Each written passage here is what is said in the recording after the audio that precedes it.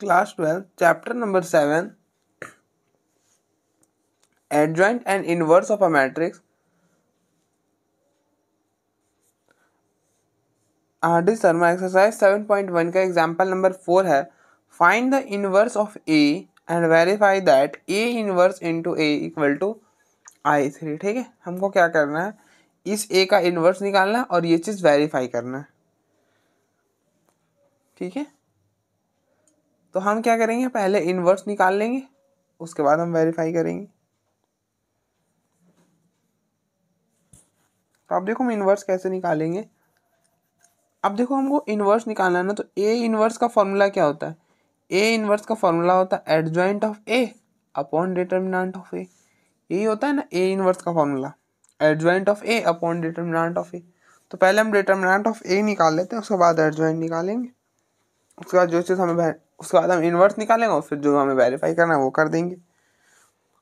तो आप पहले डिटर्मिनेंट निकालो, determinant of A.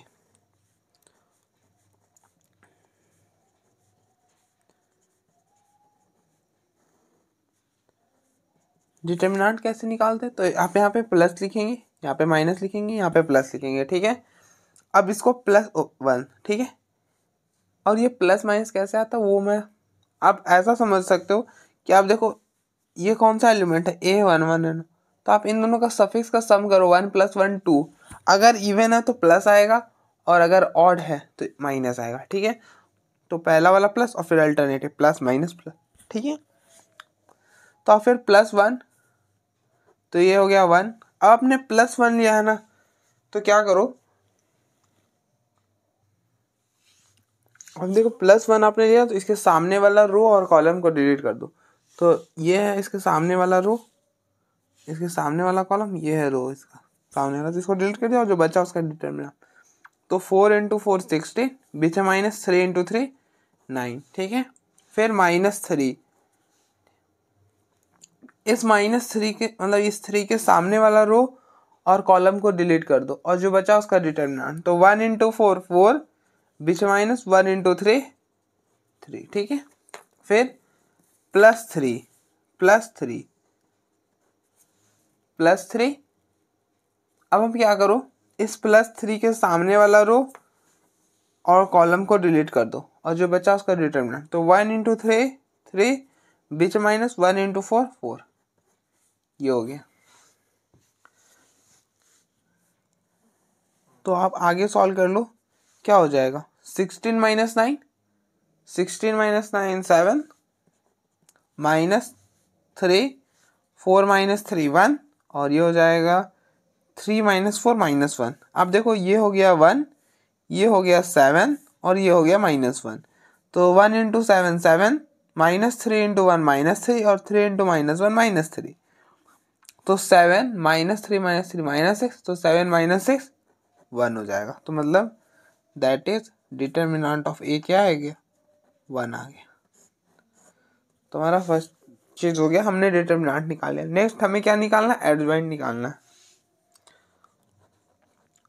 Adjoint of A, adjoint के लिए हम क्या करते हैं, एक मैट्रिक्स बनाते हैं और यहाँ पे ट्रांसपोज लिख देते हैं. ठीक है, और इस फर्स्ट वाले को हम प्लस लिखते हैं और फिर alternative plus minus plus minus plus minus plus minus plus. ठीक है, हमने अल्टरनेटिव प्लस माइनस लिख दिया. ठीक है, अब फिर नेक्स्ट क्या करते हैं, इस एलिमेंट के कॉरस्पॉन्डिंग माइनर निकालते हैं, यहाँ लिखते हैं. इसके कॉरस्पॉन्डिंग माइनर निकालते हैं, यहाँ लिखते हैं. इसके कॉरस्पॉन्डिंग माइनर निकालते हैं, यहाँ लिखते हैं. ऐसे ही करते हैं. ठीक है, और फिर लास्ट में ट्रांसपोज कर देते हैं तो एडजॉइंट ऑफ ए आ जाता है.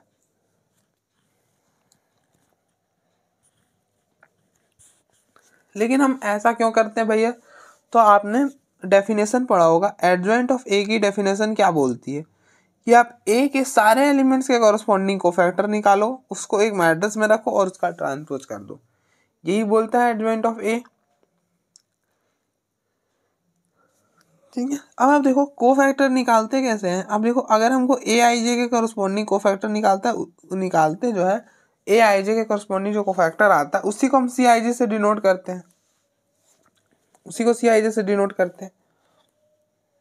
और सी आई जे निकालने का फॉर्मूला क्या होता है, सी आई जे अगर निकालना है इसका फॉर्मूला होता है -1 की power i plus J M I J. तो आप देखो कोफैक्टर निकालने, कोफैक्टर क्या होता है, माइनर इंटू में -1 की पावर समथिंग, मतलब होता बेसिकली माइनर ही है, बस उसके पास -1 के पावर समथिंग कुछ मल्टीप्लाई हो रहा होता है। और आपने पढ़ा है कि -1 की पावर इवन करो तो 1 आता है, और -1 की पावर ऑड करो तो -1 आता है। ठीक है, तो मतलब हम इसको प्लस बोल सकते हैं, इसको माइनस बोल दो। अब जैसे अगर आप इस 1 को मल्टीप्लाई करो ना, तो 1 या फिर प्लस बोल सकते हो, -1 या फिर माइनस बोलो, एक ही बात है। तो हमने क्या करा कि चलिए हम ना इसका काम पहले ही करके रख देंगे और ट्रांसपोज लगा देंगे। अब सिर्फ माइनर निकालना है, हमें लिखना है और ट्रांसपोज करना है, काम हो जाएगा हमारा आसानी से। तो इसलिए हम ना इसका काम पहले ही कर दिया। कैसे किया, तो जब भी सफिक्स का सम, आप देखो i प्लस जे -1 की पावर i प्लस जे, तो इवन होगा, तो अब ऐसा समझो कि इवन होगा तो प्लस आएगा और ऑड हुआ तो माइनस आएगा। तो आप देख लो अगर इन दोनों का सफिक्स का सम इवन होगा तो ऑब्वियस बात है ये वाला चीज़ क्या हो जाएगा, इवन हो जाएगा। तो -1 का पावर इवन 1 होता है, उस तरह से। ठीक है, तो बस हमने इसके लिए काम हमने ऑलरेडी करके रख दिया ये वाला, और ये आपको निकालने का भी जरूरत नहीं, यहाँ पे स्टार्टिंग प्लस से करो फिर अल्टरनेटिव चल जाओ तो हो जाएगा। अब बस आप माइनर निकालो। तो इसका माइनर कैसे निकालते हैं, तो इसका माइनर निकालने के लिए क्या करते हैं, इसके सामने वाला रो और कॉलम को डिलीट कर देते हैं। इसके सामने वाला रो और कॉलम को डिलीट कर दिया और जो बचा उसका डिटर्मिनेंट। तो 4 × 4 16, बीच में -3 × 3 9, तो 16 - 9 7, यहाँ पे लिख दो आप 7। ठीक है, फिर नेक्स्ट इसके कॉरस्पॉन्डिंग माइनर, तो इसके सामने वाला रो और इसके सामने वाला कॉलम डिलीट कर दो और जो बचा उसका डिटर्मिनेंट। तो 1 × 7, 1 × 4 4, नीचे माइनस, 1 × 3 3, 4 - 3 1, यहाँ पे लिख दो 1। ठीक है, फिर नेक्स्ट इसके कॉरस्पॉन्डिंग माइनर, तो इसके सामने वाला रो और कॉलम को डिलीट कर दो और जो बचा उसका डिटर्मिनेंट। तो ये बचा इसका डिटर्मिनेंट। तो आप देखो क्या होगा, 1 × 3 3, बीच में माइनस, और 1 × 4 4, 3 - 4 -1, यहाँ पे लिख दो -1। ठीक है, अब यहाँ क्या होगा, इसके करस्पॉन्डिंग को फैक्टर निकालो, मतलब माइनर निकालो। इसके करस्पॉन्डिंग माइनर क्या है, इसके सामने वाला रो और कॉलम को हटा दो और जो बचा उसका डिटर्मिनेंट। तो इसका डिटर्मिनेंट 3 × 4 12, बीच में माइनस, 3 × 3 9, तो 12 - 9 3 हो जाएगा, तो यहाँ पे लिख दो 3। नेक्स्ट इसके कॉरस्पॉन्डिंग माइनर,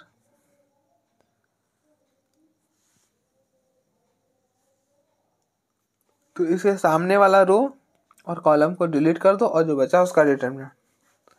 तो क्या हो जाएगा, 1 × 4 4, बीच में माइनस, और 1 × 3 3, 4 - 3 1 हो जाएगा, तो यहाँ पे लिख दो 1।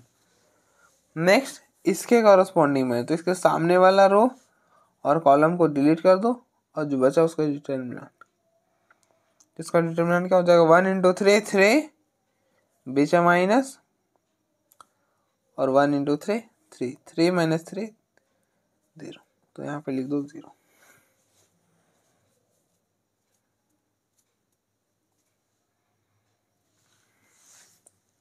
अब इसके कॉरस्पॉन्डिंग में, तो इसके सामने वाला रो और कॉलम को डिलीट कर दो और जो बचा उसका डिटर्मिनेंट।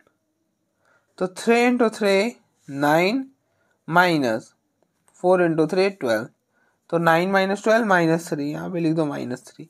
नेक्स्ट इसके कॉरस्पॉन्डिंग माइनर, तो इसके सामने वाला रो और कॉलम को डिलीट कर दो और जो बचा उसका डिटर्मिनेंट। तो 1 × 3 3, बीच में माइनस, 1 × 3 3, 3 - 3 0, तो यहाँ पे लिख दो 0।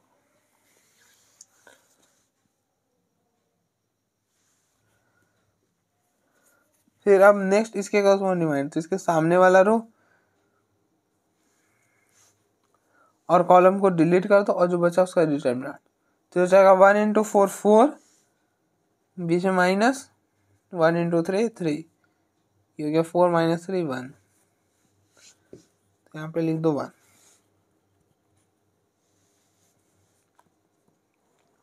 आप एक बार इसको अच्छे से लिख लो। ये हो गया 7 -1 -1 -3 1 0 -3 0 1। ठीक है, ये हो गया एडजॉइंट ऑफ ए और इसका ट्रांसपोज।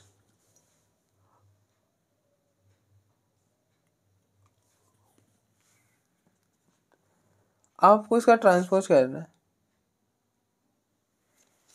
अब इसका ट्रांसपोज निकालो। ट्रांसपोज कैसे निकालते हैं? तो हम या तो रो को कॉलम में इंटरचेंज करते हैं या फिर कॉलम को रो में इंटरचेंज करते हैं। तो ये रो है, इसको ऐसे लिख दो आप, कॉलम में आ जाए। ये रो इसको ऐसे 7 -1 -1। ये रो है, इसको ऐसे -3 1 0 -3 0 1। ये हो गया एडजॉइंट ऑफ ए।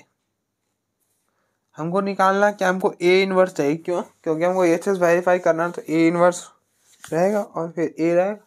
हम दोनों मल्टीप्लाई करके और प्रूफ कर लेंगे।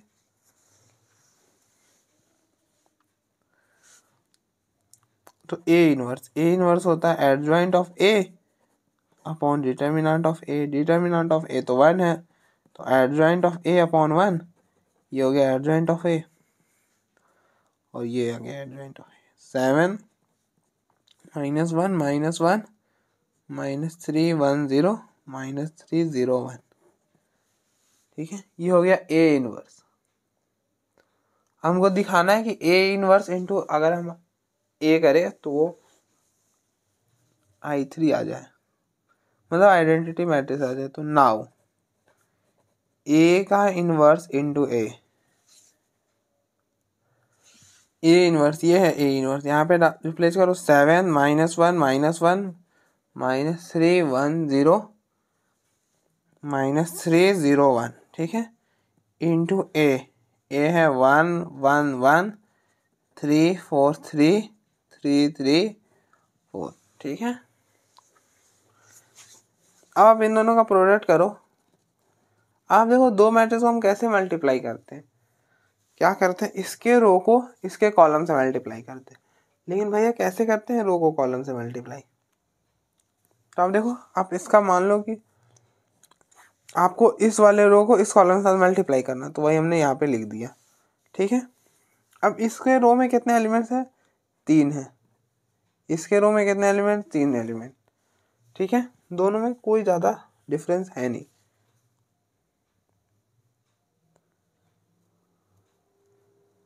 अब देखो,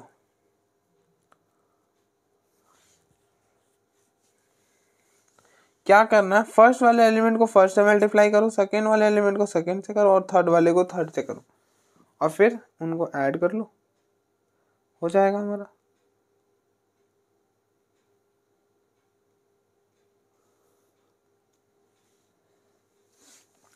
तो अब मल्टीप्लाई करो इस वाले रो को इस कॉलम से। पहले 7 × 1 7 -3 × 1 -3 और -3 × 1 -3। तो 7 -6 1, यहाँ पे लिखो 1। फिर नेक्स्ट इस वाले रो को इस कॉलम से, तो 7 × 3 21 -3 × 4 -12 और -3 × -3 -9। अब देखो 21 -12 और 9 -21, तो ये हो जाएगा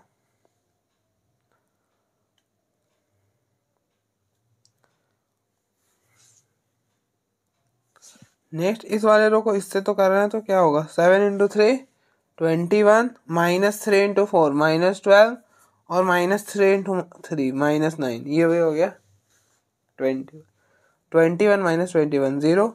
फिर इस वाले रो को इस कॉलम से, तो 7 × 3 21 -3 × 4 -12 और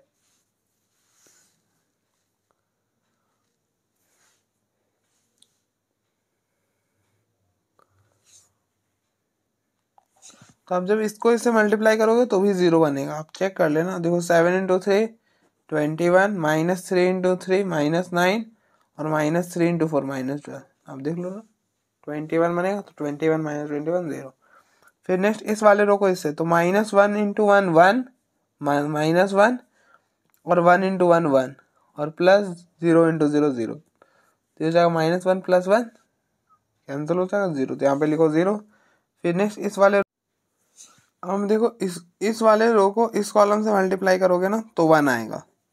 अब करके देख लो, -1 × 3 -3, 1 × 4 4, 4 - 3 1, और फिर 0 × 3 0 ही हो जाएगा।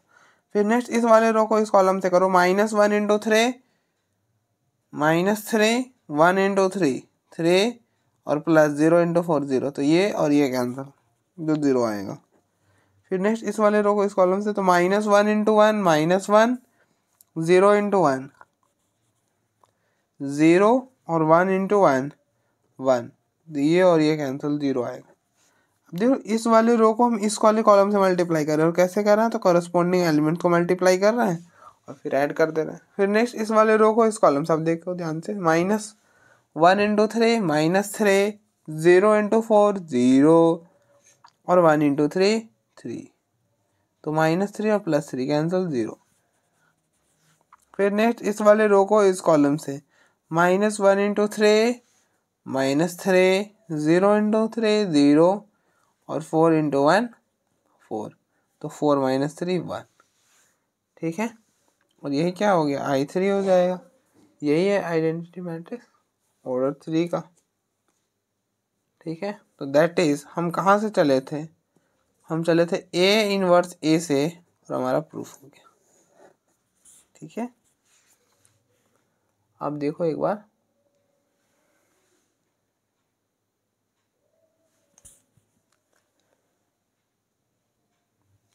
तो नेक्स्ट एग्जाम्पल नंबर 5 है, if A = this so that A का transpose into A inverse this, ठीक है। हमको ये चीज प्रूफ करना है, तो हमको क्या निकालना होगा, पहला A का ट्रांसपोज और दूसरा A का इनवर्स, और फिर दोनों को मल्टीप्लाई कर देना, वो ये प्रूफ हो जाएगा हमारा। तो A का ट्रांसपोज आप निकालो पहले। A का ट्रांसपोज कैसे निकालोगे, तो आप क्या करो, रो कॉलम को इंटरचेंज कर दो। मतलब कि अगर रो है तो इसको कॉलम में ले आओ, कॉलम है तो इसको रो में ले आओ, दोनों में से कुछ भी अप्लाई कर लो। तो हम यहाँ पे ना रो को कॉलम में ले आ रहे हैं, ये रो है इसको कॉलम में, 1 tan x, ये रो है इसको कॉलम में, तो -tan x 1, ठीक है। फिर नेक्स्ट हमें चाहिए A इनवर्स, तो A इनवर्स निकालने का क्या फॉर्मूला होता है, adjoint of A upon determinant of A। तो पहले हम डिटर्मिनेंट ऑफ A निकाल लेते हैं। डिटर्मिनेंट ऑफ A क्या होगा, ये 1 tan x tan x 1, ठीक है। इन दोनों को साथ में मल्टीप्लाई, इन दोनों को मल्टीप्लाई करो, डिटर्मिनेंट क्या होगा, इन दोनों को मल्टीप्लाई करो, 1 का स्क्वायर 1, बीच में माइनस tan x, और ये हो जाएगा tan x, तो ये हो गया -tan स्क्वायर x। फिर इन ये माइनस और ये माइनस हट जाएगा, ये हो जाएगा 1 + tan स्क्वायर x। और आपने पढ़ा है फॉर्मूला, 1 + tan स्क्वायर थीटा क्या होता है, cot स्क्वायर थीटा होता है, तो ये क्या हो जाएगा, cos x हो जाएगा, ठीक है। तो डिटरमिनेंट ऑफ A हो गया cos x। अब हमें निकालना है A एडजॉइंट ऑफ A।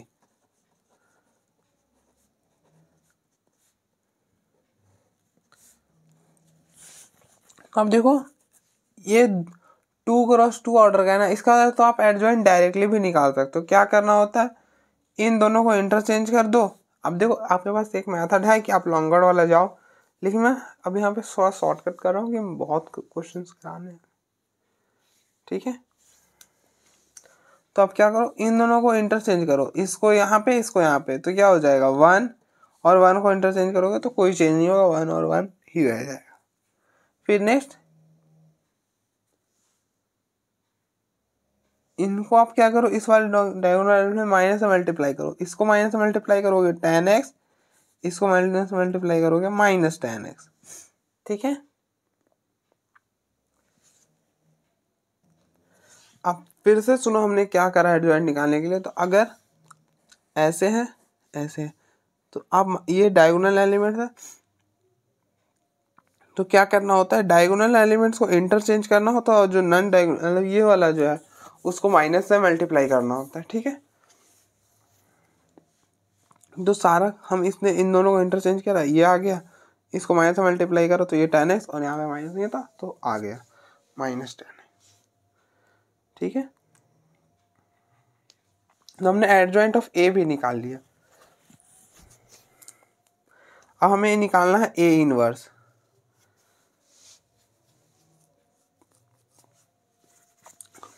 और यहाँ पे मैंने ये क्या लिख दिया, cos x 1 plus tan square theta होता है सीकेंड स्क्वायर थीटा, मतलब ये हो जाएगा सीकेंड स्क्वायर एक्स। ठीक है,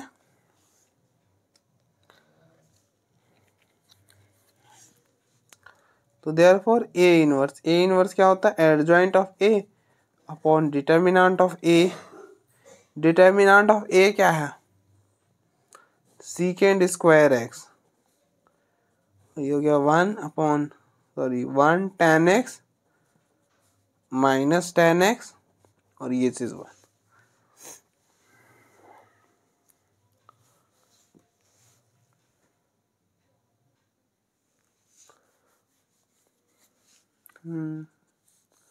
तो अगर हम इसे ऊपर भेजेंगे तो ये हो जाएगा cos square x 1 tan x minus tan x और 1। आपने पढ़ा है ना कि सीकेंड एक्स क्या होता है, रेसिप्रोकल होता है cos x का। सीकेंड एक्स क्या होता है, रेसिप्रोकल होता है cos x का। तो आप इसको इधर भेजो, ये हो जाएगा cos x, इसको इधर तो 1 सेकेंड एक्स, ये चीज हो जाएगा।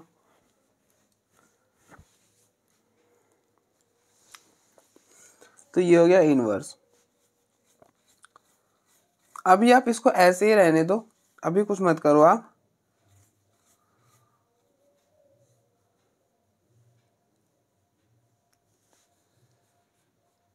ए ट्रांसपोज इंटू ए का इनवर्स।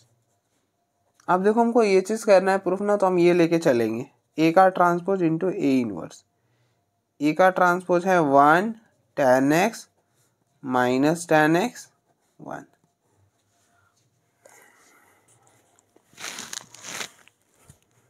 और ए इनवर्स है cos square x 1 tan x minus tan x और 1।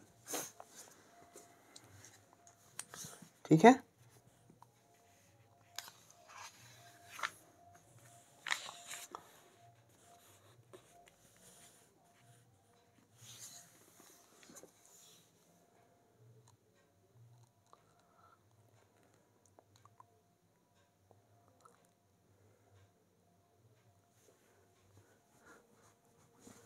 अब देखो 1 प्लस tan स्क्वायर एक्स है ना, तो आप यहाँ पे सीकेंड स्क्वायर एक्स मत लिखो, जाने दो ऐसे ही आप, मतलब 1/1 प्लस tan स्क्वायर एक्स, इसको ऐसे ही जाने दो।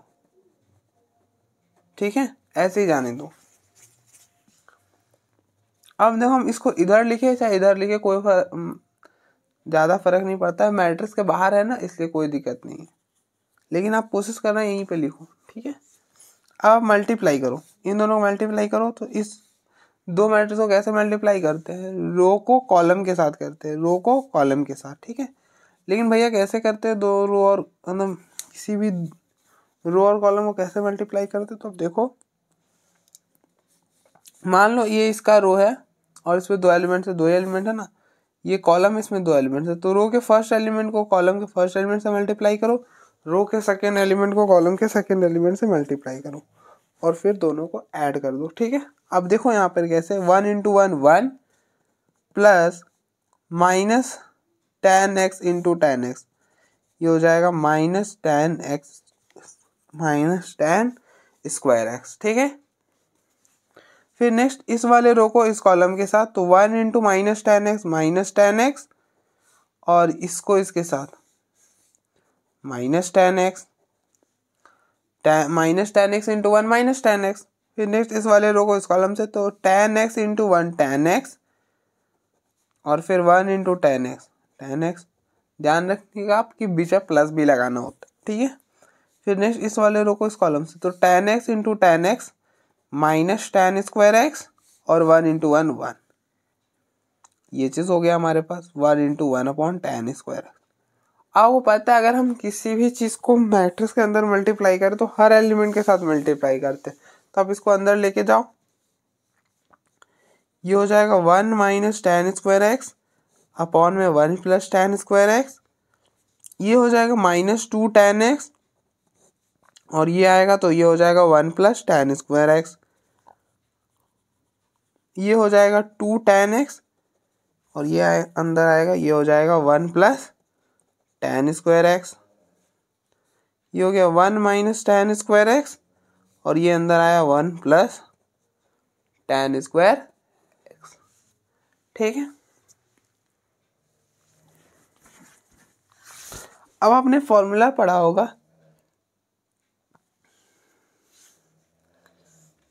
साइन 2 थीटा का फॉर्मूला tan में, साइन 2 थीटा का फॉर्मूला tan में होता है तो 2 tan theta upon 1 minus tan square theta.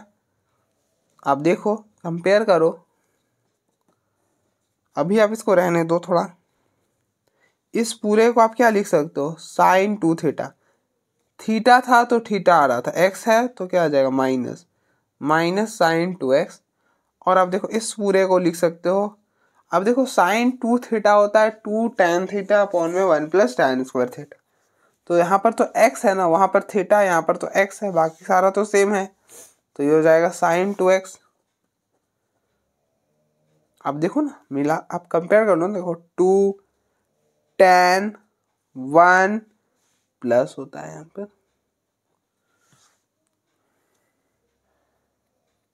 Plus tan square, बस वहाँ पे थीटा, यहाँ पर x है, तो यहाँ पे साइन 2 थीटा आएगा, यहाँ पर साइन 2x आ गया। ठीक है, और cos 2 थीटा का फॉर्मूला होता है tan में 1 minus tan square theta upon में 1 प्लस tan स्क्वायर थीटा। ठीक है, तो आप देख लो, आप कंपेयर करो, क्या नजर आ रहा है आपको, थीटा की जगह बस x है भैया, थीटा की जगह बस x है, तो ये हो जाएगा cos 2x, और ये भी हो जाएगा cos 2x, तो आप प्रूफ हो जाएगा हमारा। ठीक है, तो आप देखो एक बार,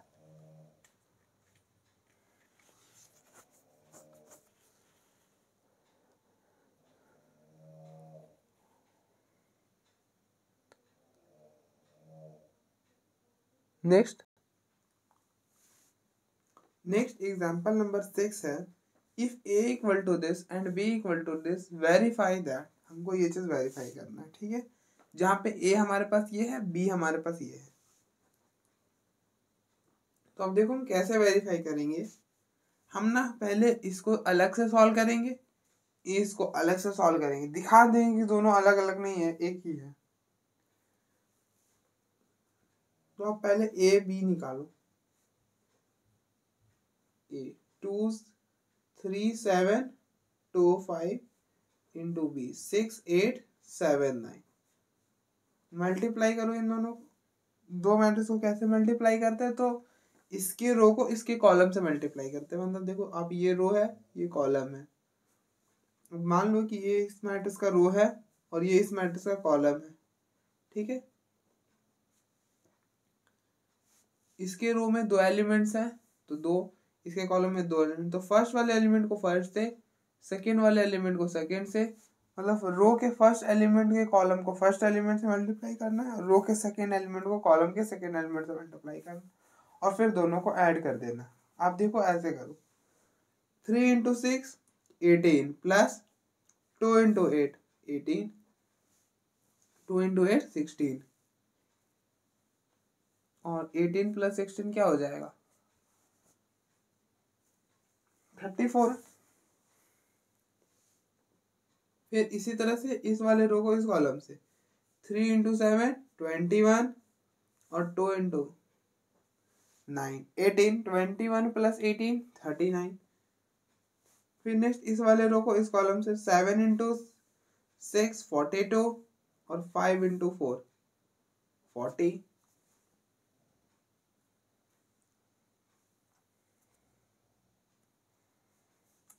ठीक है ना, 7 इंटू 6 42, और 5 इंटू 4 सॉरी 5 इंटू 8 40, ये हो जाएगा 82, यहाँ पे लिख दो 82। ठीक है, बाकी हम ना एडजॉइंट डायरेक्टली निकालेंगे, आप चाहो तो डेफिनेशन लगा के निकाल सकते हो, कोई दिक्कत नहीं। इस वाले रो को इस कॉलम से 7 इंटू 7 49, और 5 इंटू 9 45, क्या हो जाएगा 94 हो जाएगा, 94 ही होगा ना, हाँ 94 हो जाएगा। हमको ए बी का इनवर्स निकालना, तो आपने पढ़ा है ए इनवर्स का फॉर्मूला होता है adjoint of A upon determinant of A, यही होता है किसका, ए इनवर्स का फॉर्मूला। लेकिन हमको किसका चाहिए, हमको इनवर्स चाहिए ए बी का, तो ए बी का इनवर्स का फॉर्मूला हो जाएगा, अब जहां जहां ए है ना वहां वहां ए बी रिप्लेस कर दो, adjoint of A B upon determinant of A B, ठीक है।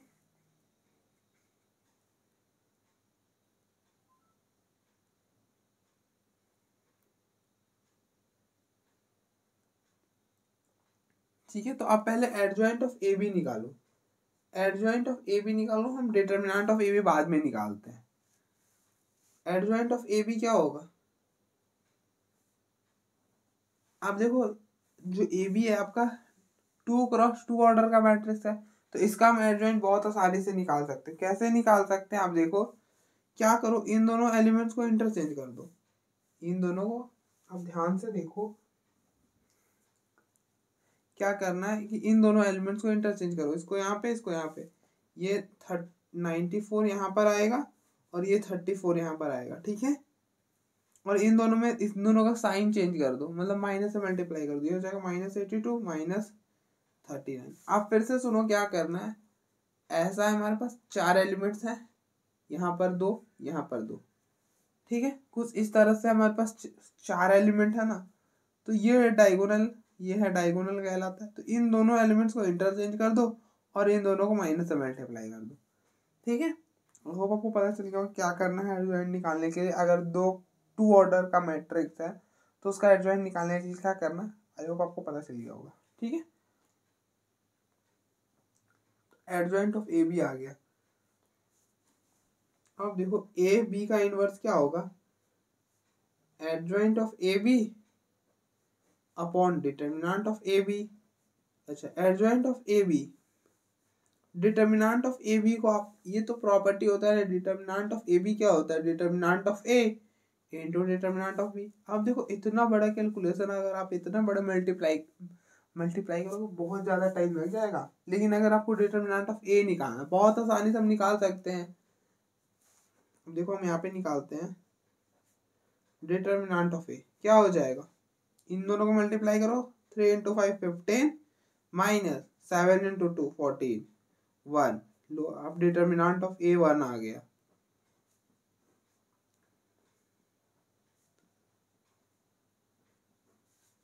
डिटर्मिनेंट ऑफ बी क्या आ जाएगा, इन दोनों को मल्टीप्लाई करो, 9 × 6 54, बीच में माइनस, और 8 × 7 8 × 7 56, ये हो गया -2, मतलब डिटर्मिनेंट ऑफ बी -2 आ गया। रख दो, इसके जगह 1 रखोगे तो 1 × -2 -2 हो जाएगा, 94 82 -39 34। इसको आप रिलेशन नंबर 1 नाम दे दो, यहीं पर छोड़ दो अब इसको, ठीक है। अब हमको क्या निकालना है, हमको ये चीज निकालना है बी इनवर्स ए इनवर्स।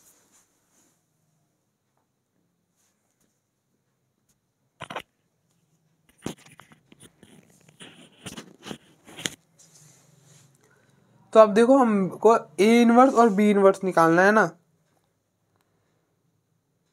तो अब देखो ए इनवर्स का फॉर्मूला होता है adjoint of A upon determinant of A. Determinant of A हमने निकाल के रखा है, ए इनवर्स क्या आ जाएगा, आप डायरेक्टली निकालो। अच्छा, ए इनवर्स हम डायरेक्टली कैसे निकाल सकते हैं, पहले हमें एडजॉइंट ऑफ ए निकालना होगा। एडजॉइंट ऑफ ए कैसे निकालेंगे, 2 ऑर्डर का मैट्रिक्स है, आसानी से निकाल सकते हैं।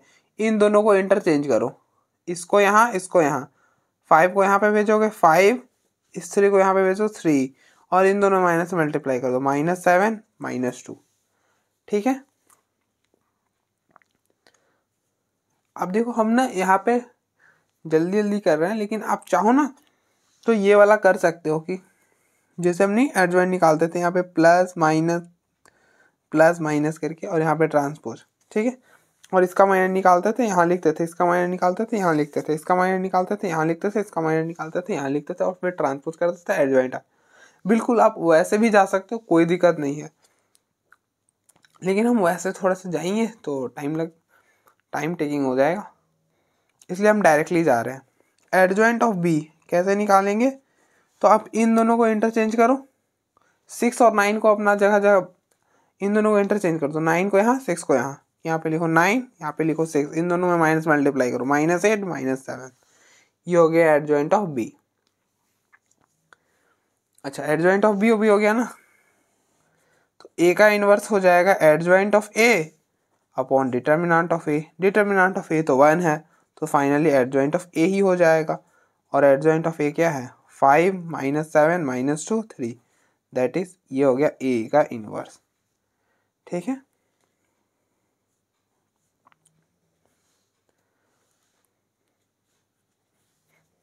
अब बी इनवर्स। बी इनवर्स क्या हो जाएगा, बी इनवर्स है this adjoint of B upon determinant of B. Determinant of B है -1/2 मतलब -2, और एडजॉइंट ऑफ बी ये है 9 -8 -7 6। ठीक है, और हमको क्या चाहिए, हमको तो B inverse into A inverse चाहिए। अब निकालो now B inverse A inverse. B inverse है, ये हो गया 1/-2 9 -8 -7 6, और ए इनवर्स 5 -7 -2 3। ठीक है, इस वाले -1/2 को यहीं पे रहने दो और मल्टीप्लाई करो आप इन दोनों को। अभी मैंने बताया कि किसी भी दो मैट्रिक्स को मल्टीप्लाई कैसे करते हैं, रो को कॉलम के साथ करते हैं। कैसे करते हैं आप देखो, रो को कॉलम के साथ करते हैं, इसके रो को इसके कॉलम के साथ करेंगे। लेकिन कैसे करेंगे भैया, तो आप देखो इसके रो में 2 एलिमेंट्स हैं, इसके कॉलम में भी 2 एलिमेंट्स हैं, तो आप रो के फर्स्ट एलिमेंट को कॉलम के फर्स्ट एलिमेंट से मल्टीप्लाई करो, रो के सेकेंड एलिमेंट को कॉलम के सेकेंड एलिमेंट से मल्टीप्लाई करो, और फिर दोनों को ऐड कर दो। ठीक है, तो आप मल्टीप्लाई करो 9 × 5 9 × 5 40,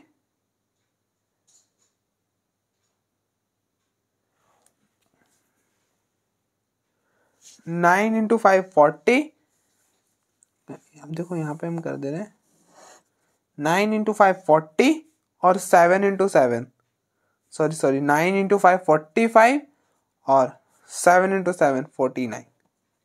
क्या हो जाएगा 45 + 49 94। फिर नेक्स्ट इस वाले रो को इस कॉलम से 9 × -2 -18 और -7 × 3 -21। क्या हो जाएगा -21 -18 -39। फिर नेक्स्ट इस वाले रो को इस कॉलम से बाहर आ जाओ, इस वाले रो को इस कॉलम से -8 × 5 -40 और 6 × -7 -42 -40 और -42 -82। और फिर नेक्स्ट इस वाले रो को इस कॉलम से, तो -8 × -2 16 और 6 × 3 18। 18 + 16 क्या हो जाएगा 34 हो जाएगा।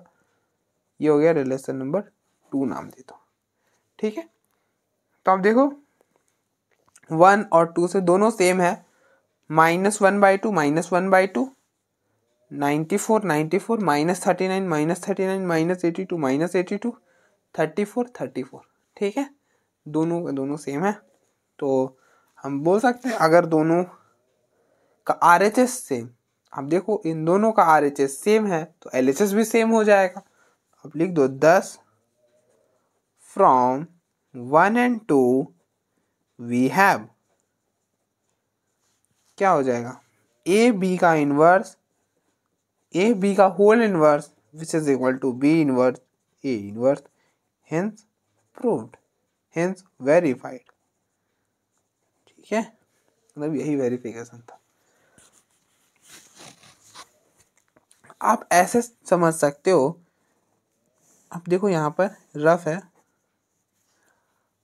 अगर कहीं लिखा हो x = a y = a, तो आप देखो इन दोनों का RHS सेम है, a के बराबर होता है, तो आप इसको नहीं लिख सकते x = a और a किसके बराबर है, y के बराबर है। तो फाइनली क्या हो सकता है कि x = y हम बोल सकते हैं। हमने इस a को हटा दिया, बाकी ये दोनों बराबर ही तो हैं, ठीक है, तो दोनों का अगर RHS सेम है तो LHS भी सेम होगा। कुछ इस तरह से आप समझ सकते हो। ठीक है, तो अब देखो एक बार